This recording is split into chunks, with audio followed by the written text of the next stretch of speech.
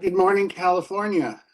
Welcome to the webinar on the Local Agency Technical Assistance Program from the California Public Utilities Commission. Just a reminder, this meeting is being recorded, but only those who are actively speaking will be on the recording itself.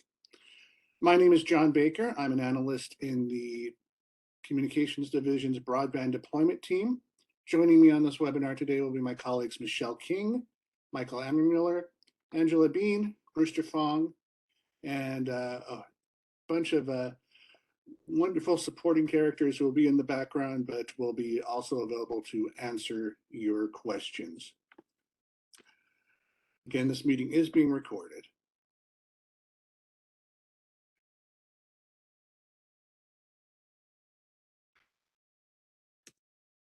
Here's a brief agenda about what we're going to talk about today.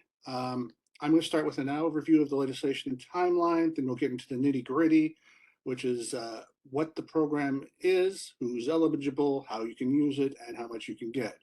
We'll follow up with a little bit about where you can find resources, including how to go through the grant process, how to get reimbursed, which I'm sure you're all interested in. We're going to have a brief Q&A. We're going to have a brief bio break.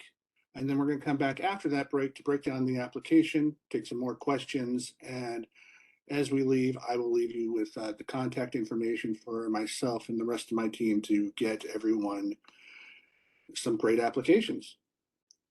And yes, this recording will be posted online on our LATA webpage, as will the slides after the presentation. A couple notes about today's presentation. Because we only have an hour and we have about 220 participants, we're going to only have time for a moderated Q&A. We're going to take the best questions out of the chat, the most general questions, and take them in the 10 minutes. So please ask your questions during the chat as we go along. All questions in the chat will be read and answered by staff either orally during this meeting or with a follow-up email. If you do have specific questions about your specific application, please send them to that email address on the screen, broadband.techassist@cpuc.ca.gov. That address will be posted multiple times during this presentation, so don't worry if you didn't catch it now. And one thing we're going to ask participants today is don't panic because our application window opened yesterday. Our applications are going to be analyzed in monthly batches per the resolution, not necessarily first in, first out. Is it better to have your application in on in August than December? Yes. Is it better to have it in on August 2nd than August 12th? Not necessarily, because our goal is to get good, well put together applications that we don't have to do a lot of back and forth and follow-up questions on. So again, don't panic if your application is not already in. Just a quick little sign of how we got here. Last summer, Governor Newsom signed SB 156 and some other broadband legislation to help bridge the digital divide here in California. It affected the existing California Advanced Services Fund, which we're not going to talk about today, and it established 4 new programs in the state of California. A middle mile for program $3.25 billion that will provide more backhaul around the state. A last mile program, which I'm sure many of you will be interested when we get there, that will connect homes and businesses. A loan loss reserve program that will back up the credit of local agencies as they seek money from those other programs and from private sources. And the program we're talking about today, the Local Assistance Technical Program, which is the first of these programs to get off the ground. The rules for this program were established last February in Decision 2202-26. It established this program, which left $50 million for local governments and tribal governments to deploy broadband to their regions. The broadband that you'll have to deploy here is at least 100 megabits up and down load speed. I will note that 10% of the LATA program is reserved for tribal governments. Plus, if that 10% is exhausted, 10% of whatever's left will also be reserved for tribes. So if you're a local government, you're effectively working on that $40 million. As all new programs are subject to changes and things that get pointed out as we go along. The Commission does intend to periodically review and adjust this program via resolution, including ways to ensure that we are efficient and effective as we disperse funds. After the legislation was signed in summer of 2021, over last fall, the staff worked on program rules. We took stakeholder comments, and over the fall, we worked on the potential rules that are going to be available on our website. We sent a proposed decision to the Commission in January, where more comments were received, and the Commission adopted the final rules on February 24th. Over the last few months, we've been doing outreach, letting people know about the program. We've been hiring up staff, both from within and without the Commission. And as of yesterday, we began accepting applications and will be awarding funds until either December 31st, 2024, trying to remember what century we're in, or until the money runs out, whichever comes first, which, unless the program is renewed, will probably be when the money runs out.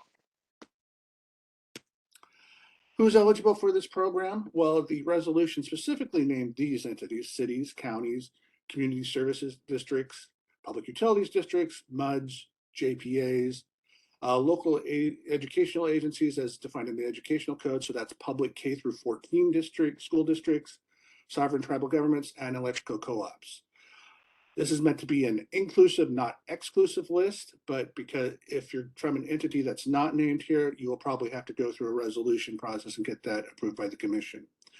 I've added this note at the bottom.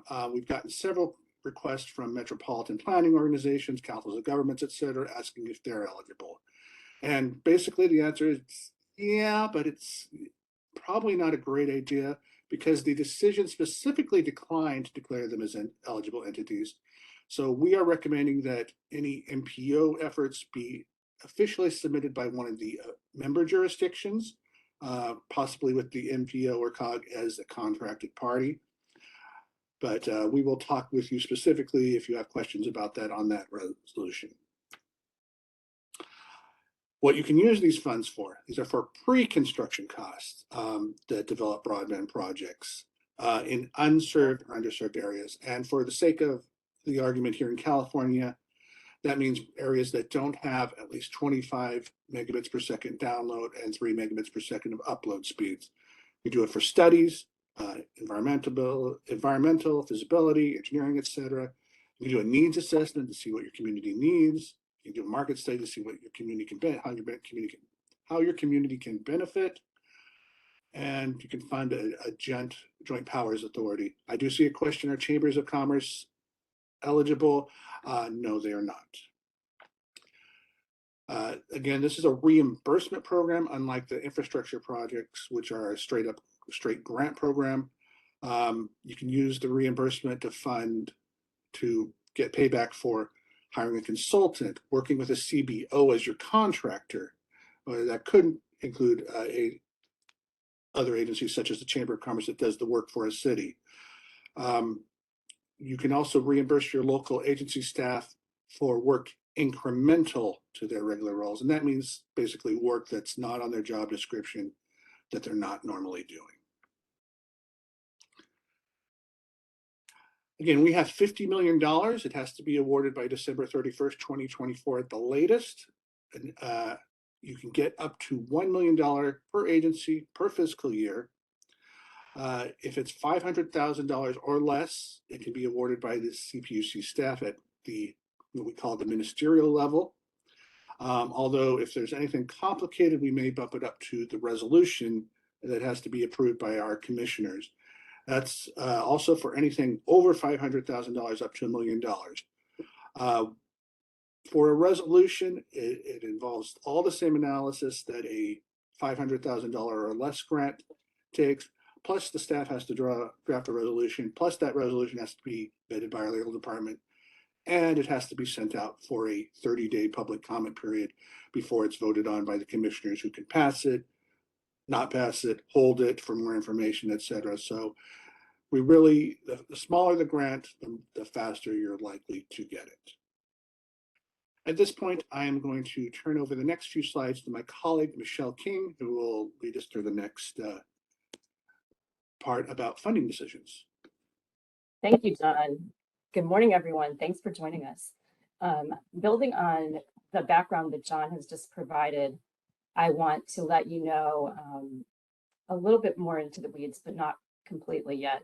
So for applicants who have gone through either ministerial review, which is the staff making the decision, or a commission resolution, in either case, your funding decision will be communicated to you by email. So you would want to watch your email after applying. And then grants that are approved those grantees will need to submit required forms within 30 days. And then kick off and start the work. And I just want to say this is probably a fast moving process because there's a 24-month timeline that has to be met for completing all the work. So that's why it's important to note the deadlines with the forms once grants are awarded. Next slide, please.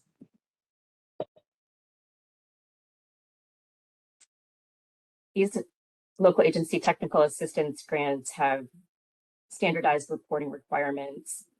Some of those types of reports and requirements are listed on the slide here. One of the main things is that there's a 5-year record keeping requirement, and we are working within U.S. Treasury rules for state and local fiscal recovery funds. The reports are pretty straightforward, and I'll talk to you in a minute about the reimbursement process. Next slide, please. So as John mentioned as well, this is a reimbursement program. And what that means is you get paid for the work products, and invoices are needed to support the details of the expenditures related to producing the work and the labor. So yes, you can submit work products once you've been established that you are a grantee. And as they're finished, you could request partial payment, or if there's just one major work product at the end of your grant, you would request complete final payment. Some examples of the type of work products include engineering or feasibility studies, broadband plans, business plans that relate to your broadband system, network design, and others that John talked about previously. Next slide, please. So just to recap, very high level, the grant process we've been talking to you about is, and also that my colleague's going to get into in more detail in a moment, is the proposal phase. Basically, you download an application at the Cpuc website, technical assistance webpage, and then complete the application and the required supporting documents and submit the materials via email. And then we go into the review phase, and staff or resolution would be at play to decide on the grant award. We will make every effort to request incomplete items via email where possible, and then inform all of you applicants about the status of your application once a decision's been made. Another requirement is to post the applicant pool online with just minimal information. So that is part of this second phase, the review process. And then, once grantees are selected, you'll basically return the forms I just talked to you about and begin work with your consultants or your staff or both, however you've outlined your project proposal. Next slide, please.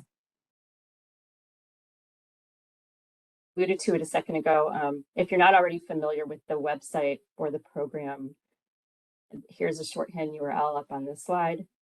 And it's also searchable on the main Cpuc website, which is cpuc.ca.gov.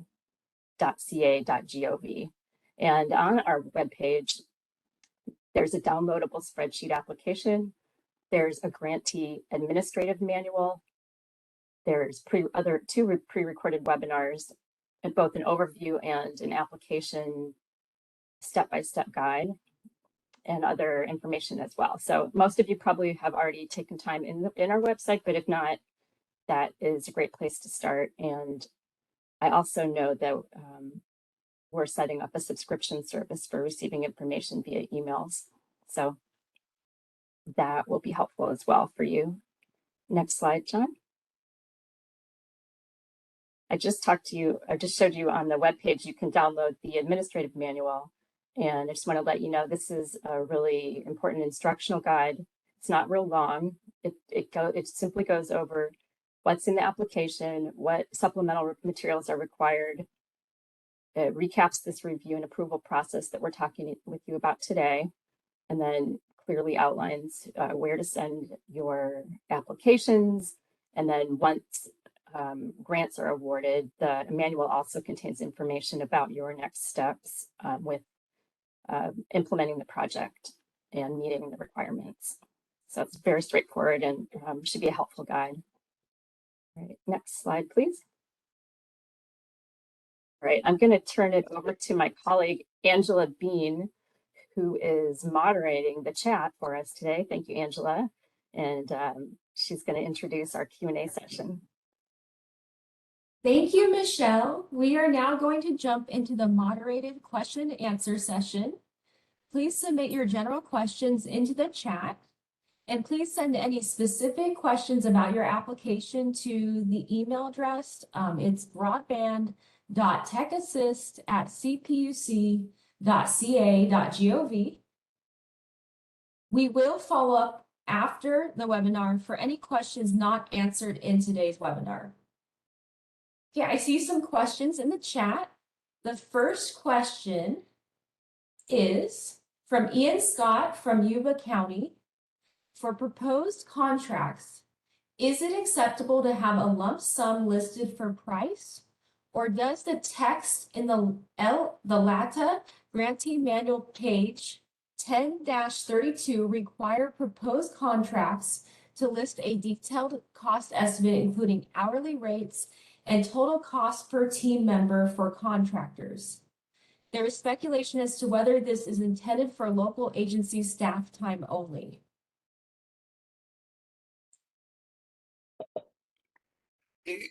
I think I'll take a stab at that. And it's really going to depend on how your contractor charges. If they are charging you a flat rate for the task, then it's a flat rate and you put it in there. If they are going to say, okay, we will work with you, but it's going to cost $350 an hour or whichever, then you put that in the stat into the box. Again, it's really going to depend on what they're actually charging you. This is a reimbursement program, so we are protecting the taxpayers in that if you overestimate what they're going to charge and they end up charging you less, we're only going to pay you what they actually charge. So try to be as accurate as possible. If they give you those numbers, please put them in. If they're quoting you a flat fee, put the flat fee in. Okay, the next question is from Ryan McLean. Will we have access to the recording and will be posted on the CPUC website? And I can go ahead and answer that question. Yes, we are recording this webinar and this will be posted to our website. The next question is from B. Vogan. Are geographic shape files necessary or just one of the options where all options are equal? Can take that, and then if one of my colleagues wants to add anything, feel free. Shape files are strongly preferred, but if you have them. If you do not have them, then descriptive information about your geographic area at the most detailed level possible would be fine. Michael, do you want to add anything on the geography question? You hit the point exactly, Michelle. Where these are all pre-construction costs, so we'll go over it a bit more in the application part of this presentation. But because these are pre-construction costs, we know that there's not going to be a lot of detail just now. So whatever you can supply in terms of geographic information, the more detailed, the better. Then that's all we need. That's what we're looking for. So. Okay, the next question is from Aaron. For item 5, which is the project proposal or proposed contract, we are not required to use the company that submits the proposed contract, correct?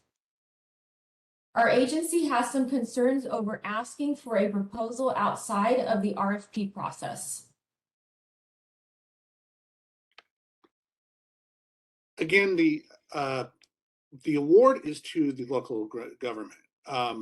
how you break it down after that is up to you. Yes, we would prefer that to have that information and know which contractor you're working with. But if you we know, for example, that some cities or counties might put such a contract out to bid and don't know who they're going to go with yet. So if you put in your estimated numbers, you can change, yes, you can change who you contract with. Again, we can only give you the max of your award, and we will only give you what is actually spent on the contractor. So if you don't know exactly who you're going to be using as your contractor, or you end up hiring someone, they don't work out and you hire someone else, we understand those situations are going to happen. So yes, you can change your contractor. And let me add to what you've said, John, thanks. It's important, even if we understand it's a proposed contract, it's not a final contract, so it's not set in stone, but we need your scope of work. So it's not just enough to say a really high level work product, and we need the detailed scope of work in the proposed contract. Sense. The next question is from Roland. If MPOs and or sub-regional COGs join in a contracting party, are the contracting parties allowed to secure a consultant? Do the project management track deliverables on the local jurisdiction's behalf? Or does the work have to be done in-house?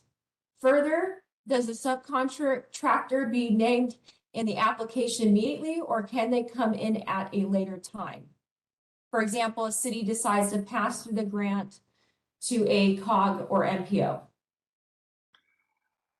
This is a question we've had several different variations of, so I do have an answer because we have bounced it back and forth among ourselves and through our legal staff. One, yes, we do encourage local member jurisdictions of that COG or MPO to be the actual applicant and do pass-throughs with the MPO or the COG as the contracted party. Anyone that the MPO hires will be considered a subcontractor, so it would fall under their rules. So yes, the MPO can subcontract at that point. Okay. The next question is from Kathy Gallino. What about overlapping grant applications? Will they automatically be kicked into a full commission review process?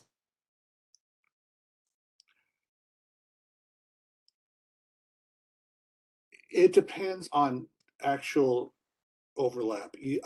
One thing we're going to be doing is if you do have multiple applications for the same geographical area, you can expect both parties to get several questions from staff to determine actual overlap. If there's still an overlap after that and neither party yields or adjusts its territory, then yes, I would expect that it would go to a commission review, commission resolution process at that point.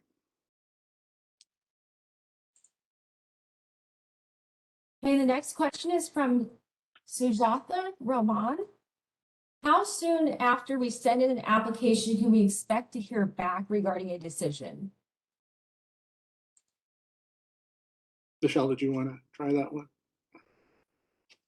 Well, it depends. It just depends. If it's a ministerial review staff decision, it will be most likely faster. I would say at least a month. If it's in the review process for a resolution, then it adds 30-day public comment period and time working through the resolution process internally. So I would say don't hold us to a specific number, and it depends, but we'll be turning these around as fast as possible. Yeah, I will add that the commission resolution also depends on when there's a commission meeting to get it to. Sometimes there's one meeting a month, sometimes there's multiple. So there's all kinds of different factors depending on workload, how many applications we get during a window.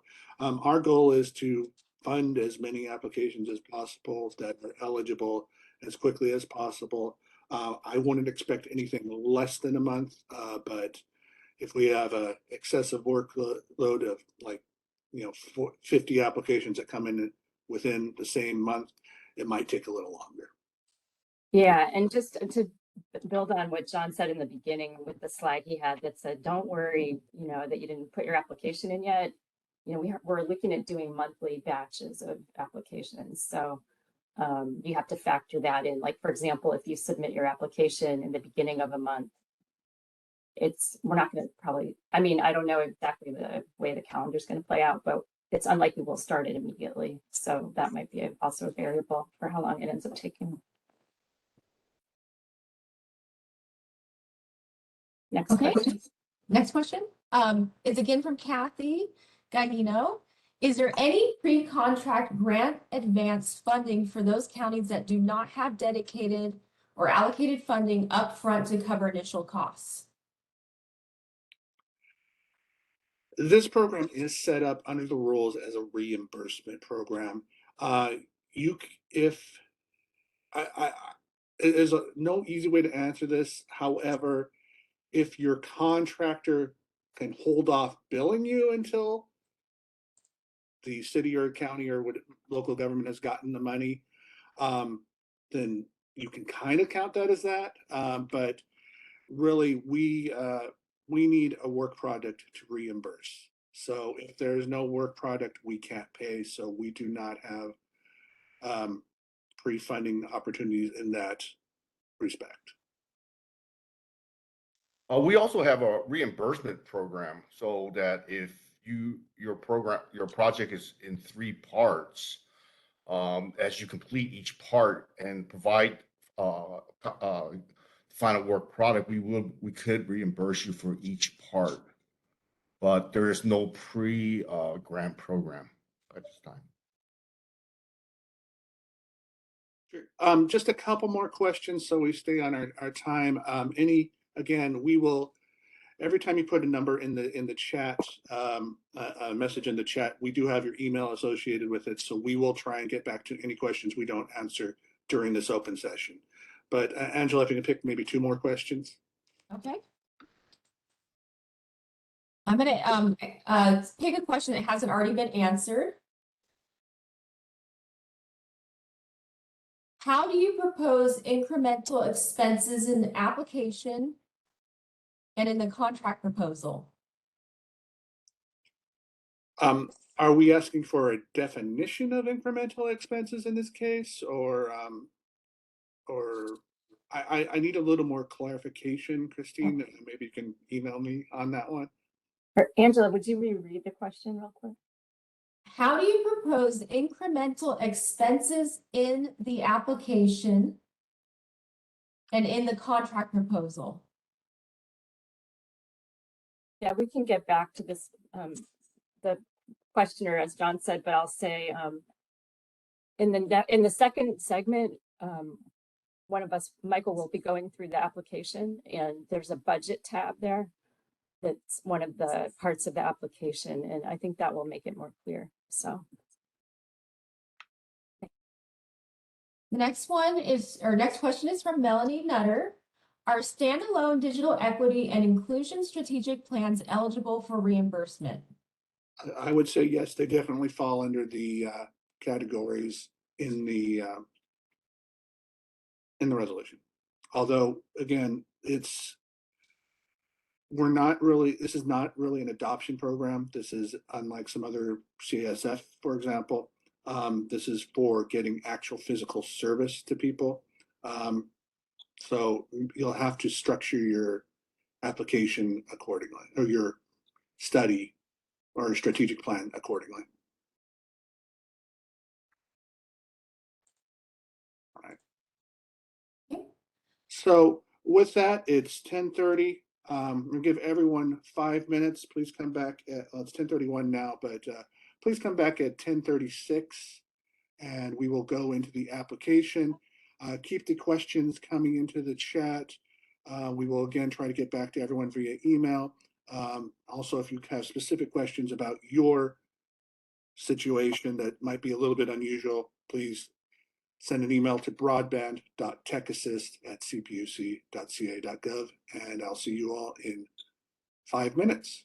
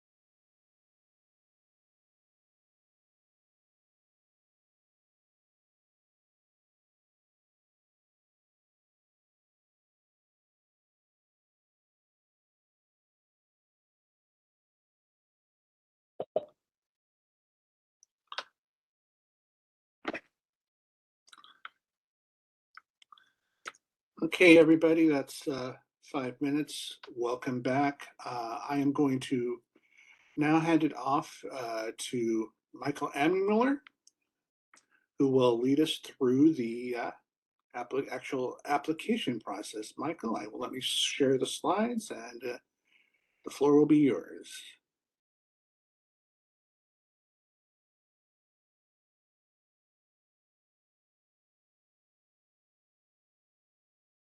Mike, are you on? Yep. Sorry about that, tech issues. So thank you everyone for coming back. Thanks to John, Michelle, and Angela for the first part of the presentation. But here going forward, we'll be looking at the technical assistance application itself. This is an overview of the application, mostly where to find the file and what it'll look like when you download it. I say that because we just yesterday posted a pre-recorded webinar, which is an actual walkthrough of the application form. So you can get more information from that. And I will show you where to find that in a moment. Go to the next slide, please. So here you can find the application form on the technical assistance webpage itself. You see, if you scroll down about halfway, you'll see the header that says important information for grantees. The second link down, which I've highlighted here in yellow, is the link to the application form. Depending on your browser, when you click that link, it'll automatically download or prompt you to download. Just note where the file gets saved, so you can fill it out. And as I mentioned previously, there is the second pre-recorded webinar, which is the walkthrough, which is highlighted in green there. Please note they're not actually highlighted on the website. They're just highlighted here on the screenshot for reference. Next slide, please. And so when you download the file, it's an Excel workbook with 4 tabs, which are all fillable spreadsheets. And you can see the name of each tab right there, and each one requires different information. And I will hand it off to my colleague, Brewster Fong, to go through each tab and what's going to be required with the application. Hi, everyone. The application spreadsheet, can I have the next tab? Oh, wait, sorry, we are on the right tab. So application checklist, yeah, this is the first part. There's 4 tabs. Application checklist, there's a project summary, a budget summary, and a geography tab. This first tab, the application checklist, there's fillable forms or fillable fields. There's also a box to check. This is for your convenience and also to allow us to know that you completed each of the boxes or each of the information requested. And then anything in orange, where you see an orange text, that means that we would like you to submit an attachment with the requested information that we want. So for example, on this one, well, let's go to the next tab or next slide, please. Oh, let's back up to the slide. Sorry, I got the slides confused. So on this one, you see letter of support. Here you want, if you're going to collaborate, coordinate with another jurisdiction, another city or county, local city or county, then you want to submit some documentation supporting that, stating what you're doing or what the various entities are, how you're coordinating, collaborating. For tribes, the tribes would need to submit. They don't have to do any kind of coordinations, but they should submit something from the tribal chair or council showing that they're a legitimate tribe. For the project proposal that you see here, we like a discussion of what you're planning to do. If it's a on the project proposal, if it's in-house, you would do a project proposal of what your plan is. If you're hiring a consultant, we also like to see your proposed contract. Next slide. This is the next 2 tabs would be the project summary and the budget summary. Again, there's fillable forms or fillable fields, and here you would put in like the summary of your project proposal or your proposed contract. Same thing with your budget. You would give us an overview of your budget, the cost estimates and whatnot. Next slide. The geography tab. Here, we would like the application to specify where you're proposing the funding. We'd like you to include as much geographic information as possible. So here's the city, county, the zip code, any census block information. If there's an application with overlapping jurisdiction, that may require resolution. So we would also like you to explain that. And exclude city or county, cities and counties or counties and tribes. So if you're coming in as like the county of something, county of San Francisco or county of Alameda, then you would not need to say, oh, the city of Oakland and the city of Union City or whatnot. Next slide. So to sum up, what we would like to see as supplemental information is, one, for your proposal, we'd like to see a project proposal if your staff is performing the work, or proposed contract if a consultant is performing the work. You must include detailed scope of work, cost estimates, and timelines, or any type of timelines. The next thing is team resumes or qualifications. We need that for both in your project, and then your letter of support, which would demonstrate the collaboration with any geographic overlapping agencies. And finally, there is a form that we provide is the notarized affidavit. Next slide. Okay, I'm going to turn this back over to Michael. Thank you. Thank you, Brewster. And this is, again, you saw a slide similar to this earlier, but rather than a left-right orientation, this is top-down of what the application lifecycle will look like. Again, the top line is going to be every other responsibilities of the grant, the applicant. Middle line is PUC staff's responsibilities. Then, if awarded, the bottom line is the grantee's obligations to accept and the award and do the work. So we can go to the next slide. And here is some basic information links, not only the local agency technical assistance webpage, for which you will find all the materials that we've reviewed today. But on the second one, the broadband deployment website, that is actually the broadband for all programs and activities that are being done through the PUC. And then finally, at the bottom, that is the tribal technical assistance, which is similar to this local agency technical assistance project, but exclusively for tribal organizations. This time, I'll hand it back over to Angela for any more questions that we may have gotten in the Q&A.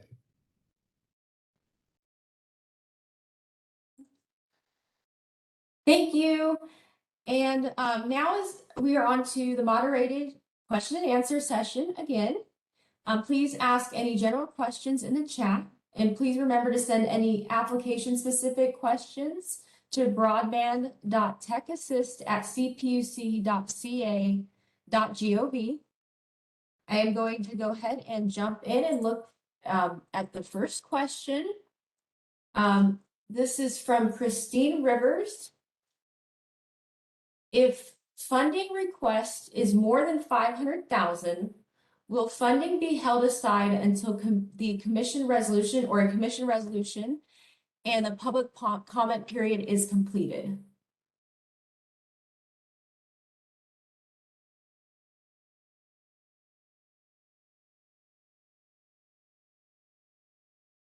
John, I think you're on mute. Can you reread it, please, Angela? Okay. Sorry. If funding request is more than 500,000, will funding be held aside until a commission resolution and public comment period is completed? Yes, we do have an informal encumbrance process. If we are submitting a resolution to the commissioners, that kind of means that staff is in favor of it. So we will set the money aside, or not necessarily in favor of it, but think it has to be answered by the commission. So we will be setting the money aside until the commissioners either approve or reject it. And if it's approved, the money's there. And if it's rejected, the money goes back into the pot. Also, how does a grant awardee submit incremental expenses for reimbursement without a specific deliverable?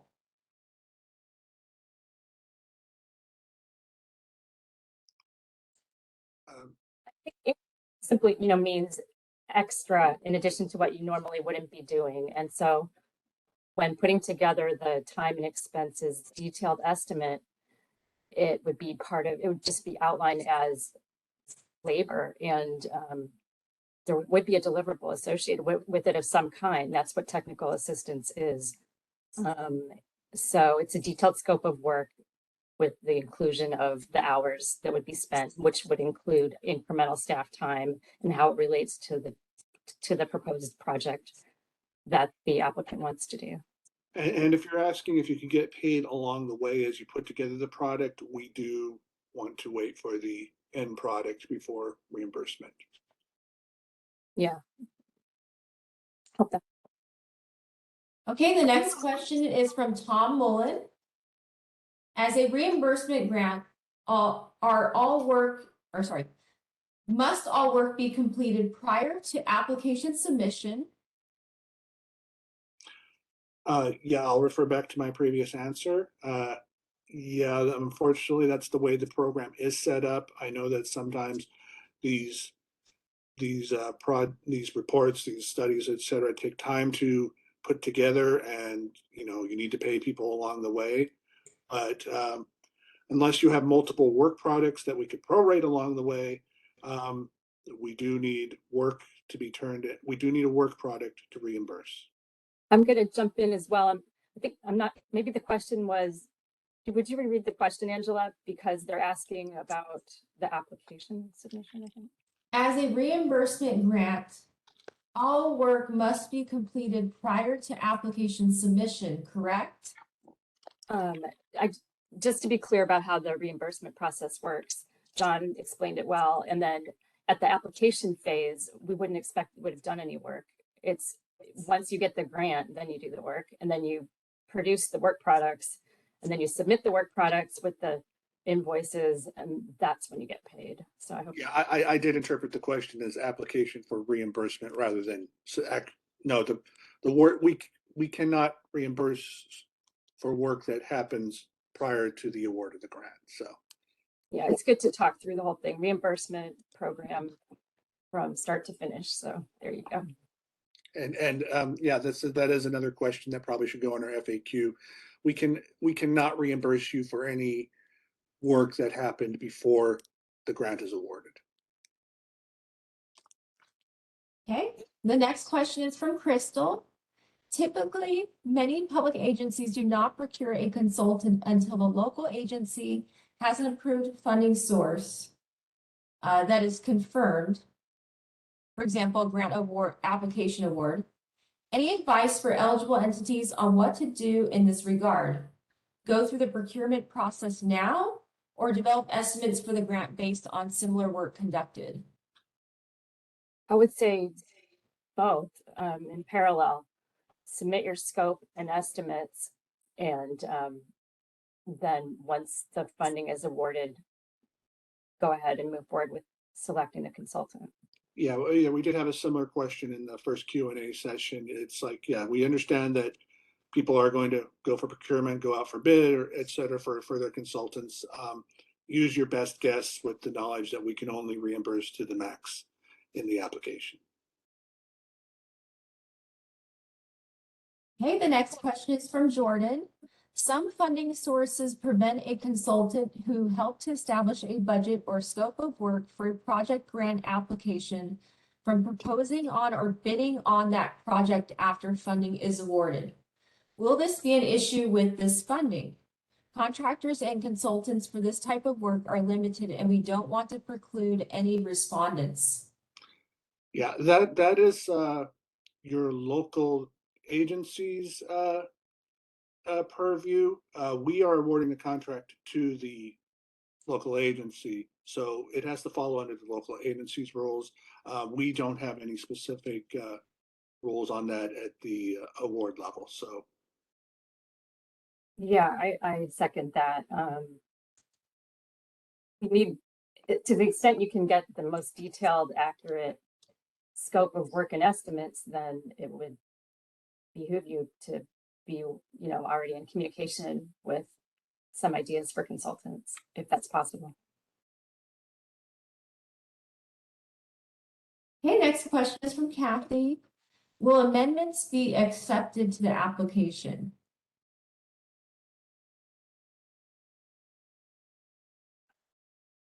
We do understand that things have to change sometimes. We will probably accept amendments that keep you within the original award amount. I don't think that we'll be able to, if a consultant or a project costs more than you originally estimated, don't know that we could award you more without going through the resolution process at that point. If it's an amendment that is related to something other than the amount of funding, you would need to follow the instructions in the grantee manual, basically send an email to the team or to the director of the communications division, whichever is relevant based on the type of amendment, and it will have to be reviewed on a case-by-case basis. And yeah, so that would be like, for example, if something else changed besides the funding. Okay, the next question is from Christine. When requesting your grant amount, is it okay to provide the total budget for the project, but only request 500,000? For example, the project budget could be higher at 712,500, but we are only requesting 500,000. You know what? I don't think anyone's ever asked that question, so we will have to get back to you. I mean, I have some initial thoughts, but I don't want to share them without working with my colleagues and maybe running it by our legal staff just to make sure my answer is correct. So we'll have to get back to you on that one.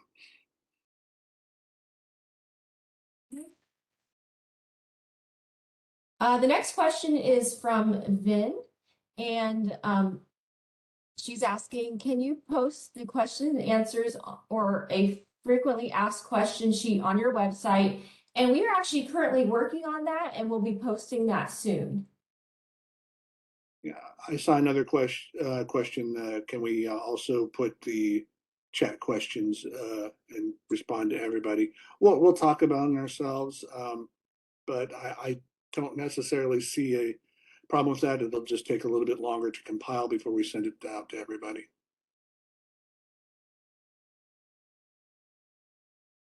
Next question is from Laura. Regarding having a city or county contract with an MPO or COG for project management, do we need a fully executed MOU between the parties before we apply? No, because we know that in some cases you can't get that MOU until you know that you have the grant. No, we would like to probably see that post-grant award as soon as it's executed, just to put it in our files and know that we're looking out for everybody. But again, if you fail to come to an agreement if we give you the award and you fail to come to an agreement, there'll be nothing for us to reimburse, so the taxpayers are protected in that regard. So I think we do give you enough wiggle room for a situation like that. And in that type of situation, just adding on to what you're saying, John, one of your items of your detailed scope of work, one of your work products would be to develop a JPA or an MOU agreement with the entity.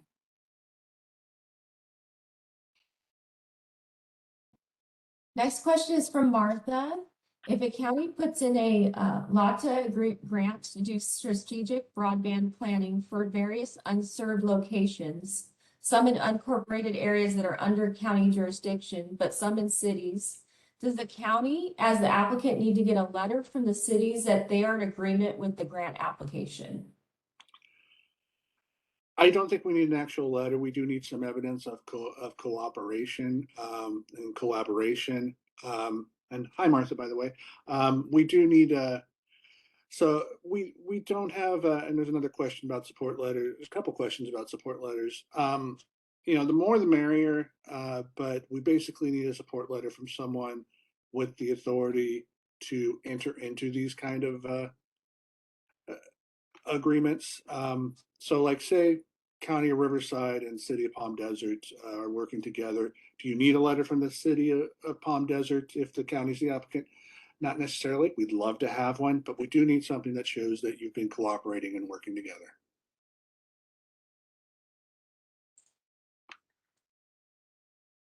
Okay, the next question is from Aaron. The grant manual says that cities and counties are not considered overlapping jurisdictions, but LOS are encouraged. If we include an LOS, does that meet the requirements for ministerial review versus resolution?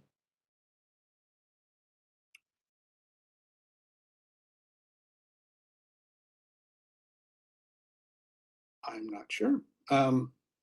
We should get back to the, we'd love to answer that question via an email after this session. Yeah. And actually thinking of time, again, I'm going to ask Angela to pick 2 more questions, and we will try and get back to everybody who's left a question in the chat, and we will answer all emails. But Angela, maybe 2 more questions. Okay. The next question is from Ian. If a LATA applicant submits for multiple work products, for example, 1, broadband feasibility study and capital costs, 2, digital inclusion equity project, is it permissible to include multiple proposed contracts in the application? Yes, in fact, we would encourage that. If you have multiple products and multiple contracts that you'll be working on within the same overarching grant, we would like to have those multiple products listed and the multiple contracts listed within the application. And the next question from Kelsey, how will stakeholder engagement be taken into consideration in the application, such as with the development of a statement of work? What forms of stakeholder engagement may strengthen an application? I think the letters of support are where you can show that you've been coordinating, where the applicants can show this coordination with stakeholders, jurisdictionally and otherwise, if there's other stakeholders. Yeah, we definitely encourage as much stakeholder involvement as possible. But then again, we also realize that a lot of these applications are going to be designed to get stakeholder information in preparing plans, etc. So do what you can. I do see one question that I think is relevant, going to be to most people, and that's if an application fails an initial staff review, will the staff advise on what is missing or needs to be fixed before resubmission? Yes, we will get back to you. If you've left out a document, we will say, hey, you forgot this document. Or if we say this is ineligible because of this, we will try and get that to you as soon as possible. Again, our goal here is to award this money. We don't get to keep it. We want to give it out. So we will work with you as much as possible. You might fall a little bit behind other applications while we're waiting for new documents to be submitted, but we will try and work with you to get your application up to speed. All right. Do you want to move into the closing? I wanted to just noticing time. Yeah. Yeah. Again, just initially, thank you for everyone who's written in today, who's joined us. There's about 200 of you, so we expect a lot of interest in this program. Again, please send any questions to that email address. And all your documents that you're going to need are on that short URL. It is case sensitive. The slides and the YouTube recording of this presentation will be up shortly. Michelle, any parting words? I just also want to reiterate that we really are happy to see so many folks here today, and we really look forward to your applications, and you can look for those follow-up materials that John mentioned. So thanks again. Have a great day. Thank you again, and we will be, again, answering as many of the questions that are left in the chat as possible via email. And I'm going to mute and leave this up for a few minutes for everyone to copy everything down and for us to copy of the chat. Thanks.